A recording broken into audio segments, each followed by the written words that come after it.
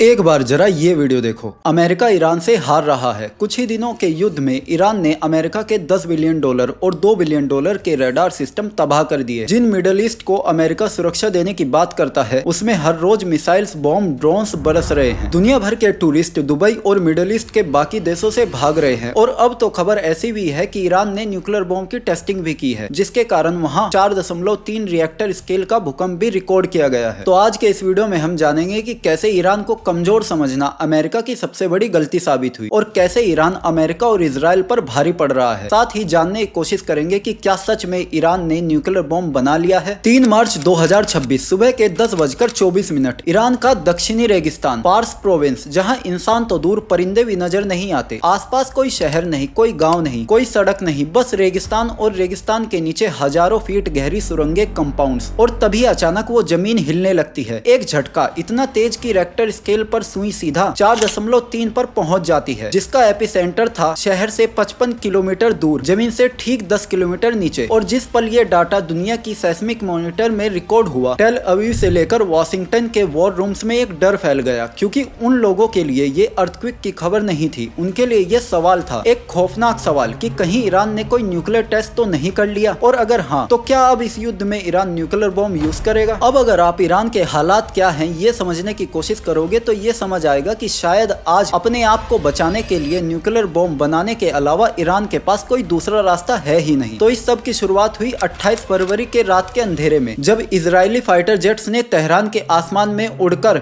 Iran में bombing शुरू कर दी। American B-2 spirit stealth bomber भी आए, जो रेडार पर नहीं दिखे, पर उन्होंने ईरान के न्यूक्लियर ठिकानों पर भारी बमबारी की, खासकर उनके नेटाज न्यूक्लियर फैसिलिटी, जहां जमीन के अंदर टनल्स में ईरान का यूरेनियम इनरिच्ड प्रोग्राम चल रहा है, उसे डिस्ट्रॉय करने की कोशिश की गई। फोर्डो इनरिच प्लांट पर भी हमले हुए और फिर कुछ ऐसा हुआ जिसने पूरी दुनिया को हिला कर रख दिया। CIA ने इजराइल की मोसाद के साथ एक इंटेलिजेंस शेयर की। उन्हें पता लगा था कि सुबह तेहरान में सुप्रीम लीडर अयतुल्ला अली खमेनी के कंपाउंड में एक मीटिंग हो रही है। उस मीटिंग में खमेनी के साथ ईरान के डिफेंस मिनिस्टर, IRGC के कमांडर और नेशनल सिक्योरिटी काउंसिल के सीनियर लोग मौजूद थे। जिसके बाद इस इंटेलिजेंस का यूज करके इजरायली वॉरप्लेन्स ने तीनों अलग अलग जगह पर स्ट्राइक शुरू की, मिसाइल दागी गई, और जब धुआं छटा तो पता चला कि खमेनी मारे गए। कुल मिलाकर इस एक हमले में इजराइल और अमेरिका ने पूरी ईरानियन लीडरशिप को खत्म कर दिया। हमले के बाद ट्रंप ने ट्रूथ सोशल पर लिखा, Khamenei one of the most evil people in history is dead. एक रात में एक पूरे मुल्क की कमांडर स्ट्रक्चर खत्म हो गया। ईरान ने 40 दिन का मातम का ऐलान किया। तेहरान की सड़कों पर लाखों लोग रो रहे थे, लेकिन कुछ लोग यहाँ जश्न मनाते हुए भी दिखे। ईरान के इस्फहान में, कराज में, शिराज में लोगों के नाचने के वीडियोस भी वायरल हुए। कुल मिलाकर ईरान में एक बड़ा तबका अभी भी खमेनी की मौत से काफी दुखी था और अमेरिका एंड इजराइल से बदला लेना चाहता था। अब इस सब के बीच में एक और चीज हो रही थी जो दुनिया की नजरों से छुप रही थी। ईरान भले ही अंदर से टूट रहा था, लेकिन उनकी मिलिट्री एक अलग ही काम करने लगी। 28 फरवरी को जिस दिन अमेरिका और इजराइल ने बॉम्ब तेहरान पर गिराए, उसी दिन ईरान ने जवाबी हमला शुरू किया। और ये जवाब इतना कैलकुलेटेड था कि पेंटागन वालों को समझने में 2 दिन लग गए कि आखिर ईरान ने किया क्या है। सबसे पहले ईरान ने कतर के अल उदीद एयरबेस पर मिसाइल अटैक किया। वहां एक चीज रखी थी जो अमेरिका की पूरे मिडिल ईस्ट में आंख थी, AN/FPS 132 block 5 upgraded early warning radar. ये रेडार 5000 किलोमीटर दूर से बैलिस्टिक मिसाइल को लॉन्च होते ही डिटेक्ट कर सकता था। इसका काम था कि अगर ईरान या कोई भी दुश्मन मिसाइल चलाए तो ये रेडार पहले से ही उसका पता लगाकर उसे डिस्ट्रॉय कर दे। इसके अलावा इसको अमेरिका के पैट्रियोट हार्ड जैसे सिस्टम भी यूज कर रहे थे, और ये अमेरिका के सबसे महंगे रेडार्स में से एक था, जिसकी कीमत बिलियंस ऑफ डॉलर में मानी जाती है। ऐसी पूरी दुनिया में अमेरिका ने 5 रेडार लगाए हुए हैं, कैलिफोर्निया में, ग्रीनलैंड में, यूके में, कतर में। अब सोचिए कि एक शाहेद कामाकाजी ड्रोन जिसकी कीमत सिर्फ $20,000 है, एक छोटा सा प्लास्टिक और मेटल का टुकड़ा जिसमें एक मोटर लगी है और उसके अंदर 50 किलो एक्सप्लोजिव भरा है, वो ड्रोन आया 180 किलोमीटर पर आवर की रफ्तार से जाकर सीधा इस बिलियंस ऑफ डॉलर के रेडार से भिड़ गया। कतर ने खुद कंफर्म किया कि इस हमले में इस रेडार को काफी नुकसान पहुंचा है। पर ईरान यही नहीं रुका, उसने UAE के अल रुवास में थर्ड सिस्टम के AN/TPY 2 रेडार पर भी मिसाइल मारी। ये $500 मिलियन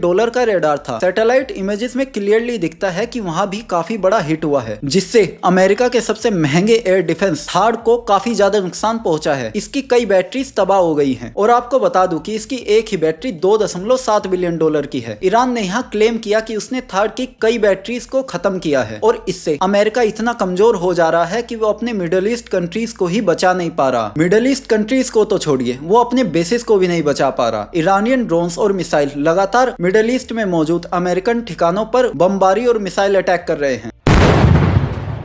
हालात ये हो गए हैं कि मार्को रूबियो, जो कि अमेरिकन वॉर मिनिस्टर हैं, उन्होंने मिडिल ईस्ट में मौजूद 9000 से ज्यादा अमेरिकन को सीधा अपने देश वापस आने की वार्निंग्स दे दी हैं। और ये सब करने वाले थे वो सही ड्रोन, वे उड़ती हुई टिड्डियों के जैसे हैं। ईरान ने एक काम किया, 500 ड्रोन एक साथ छोड़े। अमेरिका की एक्यूरेसी 99% भी हो तो फिर भी 5 ड्रोन तो बचकर मिडिल ईस्ट पर गिरेंगे ही गिरेंगे। और इन्हें रोकने के लिए पैट्रियोट मिसाइल चलानी पड़ती है, जिसकी कीमत है $4 मिलियन। यानी सिर्फ एक $20,000 के ड्रोन को खत्म करने के लिए $4 मिलियन की मिसाइल अमेरिका को चलानी पड़ती है। अब सोच के देखो ये कितना महंगा है। बेशक इस युद्ध में अमेरिका अभी अपर हैंड हो, वो जीत रहा हो, लेकिन मैथ्स और खर्च में अभी भी अमेरिका ईरान से हार रहा है। जो चीज अगर ज्यादा समय तक चली, शायद खर्च इतना ज्यादा हो जाए कि अमेरिका के लिए भी वो काफी ज्यादा मुश्किल हो। लेकिन इन सबसे भी ज्यादा जो डरा देने वाली बात है वो है 3 मार्च का ये भूकंप, जो 4.3 रिएक्टर स्केल का रिकॉर्ड किया गया, वो भी एक ऐसे रेगिस्तान में जहाँ कोई नहीं रहता। अब सवाल ये है कि क्या ये सच में कोई न्यूक्लियर टेस्ट है? तो जब कोई मुल्क न्यूक्लियर बॉम्ब टेस्ट करता है तो क्या होता है, पहले तो यही जान लेते हैं। तो कोल्ड वॉर के समय के बाद से ज्यादातर बॉम्ब जमीन के गहरे गड्ढे में जाकर ही टेस्ट किए जाते हैं, ताकि रेडिएशन बाहर न जाए और दुनिया को पता न चले। 1998 में जब इंडिया ने पोखरण में न्यूक्लियर टेस्ट किया तो हमने भी गहरे गड्ढे खोदकर ही ये टेस्ट किया था। यहाँ तक कि हमने तो उनके अंदर प्याज भी भर दी थी, ताकि वो रेडिएशन को ऑब्जॉर्व करे और अमेरिकन सैटेलाइट्स को इन टेस्ट का पता ना चले। इसके अलावा नॉर्थ कोरिया ने जब 2016 में अंडरग्राउंड न्यूक्लियर टेस्ट किए तो वहां भी सेस्मिक ग्राफ देखा गया और वहां भी एक भूकंप रिकॉर्ड किया गया, जो कि 5.1 मैग्नीट्यूड का था। ये धमाका 7000 TNT के बराबर था। अब ईरान के झटके की बात करते हैं। 4.3 मैग्नीट्यूड का भूकंप, डेप्थ करीब 10 किलोमीटर, जगह डेजर्ट, टाइमिंग जंग के बीचों बीच, वो भी लीडरशिप खत्म होने के सिर्फ 2 दिन बाद। तो ये सवाल लाजमी है और शक भी बिल्कुल सही जाता है कि शायद ये एक न्यूक्लियर टेस्ट होगा। लेकिन यहाँ कहानी में एक ट्विस्ट आता है और ये ट्विस्ट साइंटिफिक है। दुनिया भर के सेस्मोलॉजिस्ट ने इस अर्थक्वेक का डाटा जब एनालाइज किया और जब CTBTO यानी comprehensive nuclear test ban treaty organization ने इस डाटा को देखा तो उनका साफ कहना था कि ये एक नेचुरल अर्थक्वेक के ज्यादा साइंस है। यहाँ तक कि यूनिवर्सिटी ऑफ फ्लोरिडा के साइंटिस्टों ने भी इसे एक न्यूक्लियर एक्सप्लोजन के बजाय नेचुरल भूकंप ज्यादा माना। ये भूकंप काफी धीमा और काफी लंबा चला, जबकि न्यूक्लियर टेस्ट काफी तेज और झटके के साथ भूकंप पैदा करते हैं। इसके अलावा यहाँ जो सबसे इम्पोर्टेंट चीज थी वो थी हवा में रेडिएशन। तो हर वक्त अमेरिकन सैटेलाइट दुनिया भर के देशों के आसमान में रेडियो एक्टिव पार्टिकल्स को डिटेक्ट करते रहते हैं और अमेरिकन सैटेलाइट्स ने जब ईरान के इस वाले हिस्से में आसमान में पार्टिकल्स का मेजर लिया तो वहां कोई रेडियो एक्टिव पार्टिकल्स नहीं दिखाई दिया। यानी इसके काफी ज्यादा चांसेस है कि ये भूकंप नेचुरल है और ये कोई न्यूक्लियर टेस्ट नहीं है। तो क्या हम चैन की सांस ले सकते हैं? Case close? वेल नहीं, क्योंकि साइंस एक तरफ है और जो ईरान के अंडरग्राउंड टनल्स में हो रहा है वो दूसरी तरफ, और ये दूसरी तरफ ही है जहां से असली खौफ शुरू होता है। यूएस स्पेशल ऑनवॉय स्टीव ने फॉक्स न्यूज पर एक बात कही जो सब कुछ बदल देती है। उनका कहना है कि ईरान के पास इस वक्त 450 किलो 60% इनरिच्ड यूरेनियम है। ये 10 से 11 न्यूक्लियर बॉम्ब बनाने के लिए काफी है, लेकिन बॉम्ब बनाने के लिए 90% इनरिच्ड यानी कि शुद्ध यूरेनियम चाहिए और ईरान को अपने इस यूरेनियम की 60 से 90% तक की शुद्धता तक पहुंचने में अभी थोड़ा समय लगेगा, शायद कुछ हफ्ते। और इसीलिए लगातार ईरान पर अमेरिका